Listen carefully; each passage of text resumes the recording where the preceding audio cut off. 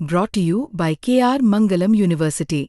We provide you the platform to turn your dreams into reality. Give wings to your aspirations with KR Mangalam University. Rahul Gandhi के लिए दो सबसे good news है दो जगह से। एक तो सावरकर के खिलाफ टिप्पणी के मामले में राहुल गांधी के खिलाफ जो याचिका थी उसे सुप्रीम कोर्ट ने खारिज कर दिया। वाराणसी कोर्ट से भी एक गुड न्यूज है, दोनों बताएंगे आपको।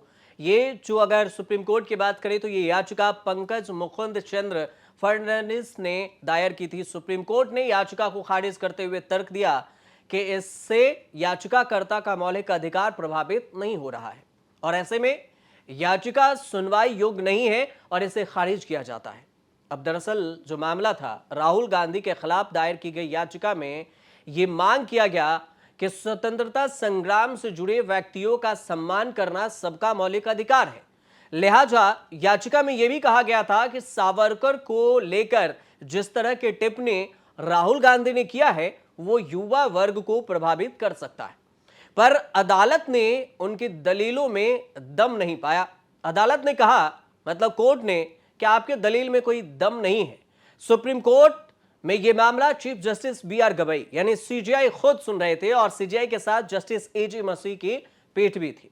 जस्टिस मसीह ने याचिका खारिज करते हुए कहा कि राहुल गांधी के बयान से याचिकाकर्ता के किसी भी मौलिक अधिकार की अवहेलना नहीं हुई है और इस पर याचिकाकर्ता की दलील थी कि बतौर विपक्ष के नेता राहुल गांधी मौलिक कर्तव्यों की अनदेखी नहीं कर सकते हैं। अब इस पर सुप्रीम कोर्ट ने कहा कि जिस अनुच्छेद 32 के तहत सुप्रीम कोर्ट में यह याचिका लगाई गई है उसको तभी सुना जा सकता है जब याचिकाकर्ता के बुनियादी अधिकार यानी कि मौलिक अधिकार की अनदेखी हुई हो, जबकि ऐसा तो लग नहीं रहा।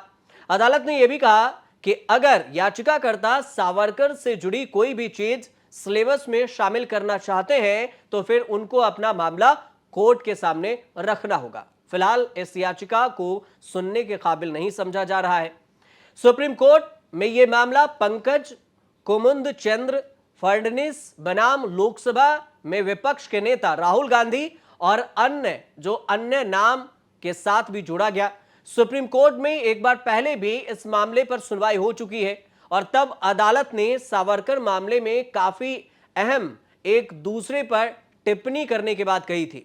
CJI B R. गवई और जस्टिस ऑगस्टिन जॉर्ज मसीह की बेंच ने मामले की सुनवाई की और बेंच ने यह कहा कि याचिकाकर्ता के किसी भी मौलिक अधिकार का उल्लंघन नहीं हुआ है और इसलिए न्यायालय हस्तक्षेप इसमें नहीं कर सकता है। पहले जो उन्होंने क्या कही थी वो भी आपको बताएंगे, लेकिन अभी की बात समझिए कि याचिका डॉक्टर पंकज फडणवीस ने दायर की थी जो कि कोर्ट में मौजूद रहे। दरअसल उन्होंने राहुल गांधी को सावरकर के खिलाफ कमेंट करने पर सजा के तौर पर सामुदायिक सेवा करने का निर्देश देने की मांग की थी।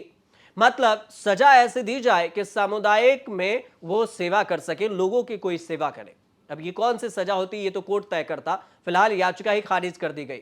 उन्होंने अपनी याचिका में यह कहा था कि राहुल गांधी को वीर सावरकर के बारे में गैर जिम्मेदाराना, अपरिपक्व और अपमानजनक टिप्पणी करने की आदत है।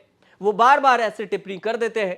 राहुल को जब सावरकर पर कमेंट करने के लिए उनके खिलाफ दायर मानहानि के मामले में दोषी पाया गया तो फिर सजा के तौर पर उन्हें किसी सजा के बदले एक दिन के लिए मुंबई में सावरकर संग्रहालय में झाड़ू लगाने जैसी सामुदायिक सेवा करनी चाहिए।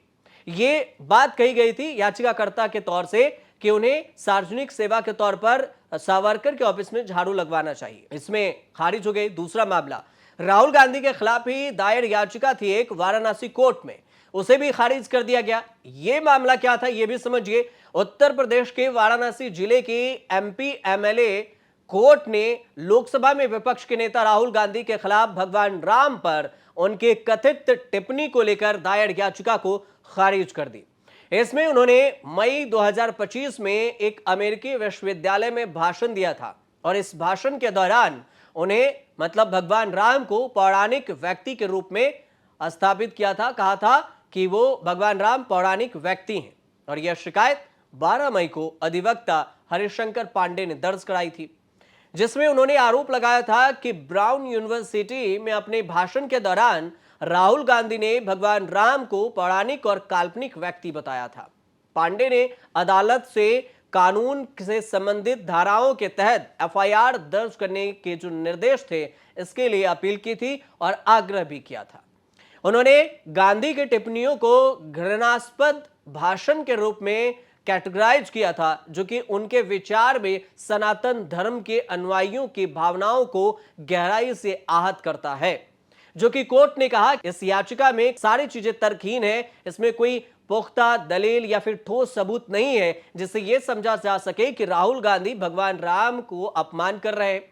और इस वजह से दो याचिकाएं एक दिन में राहुल गांधी के लिए गुड न्यूज साबित हुई। दोनों याचिकाओं को एक तरफ सुप्रीम कोर्ट ने सावरकर मामले और फिर वाराणसी कोर्ट ने भगवान राम पर जो याचिकाएं दायर की गई थी उसे खारिज कर दिया।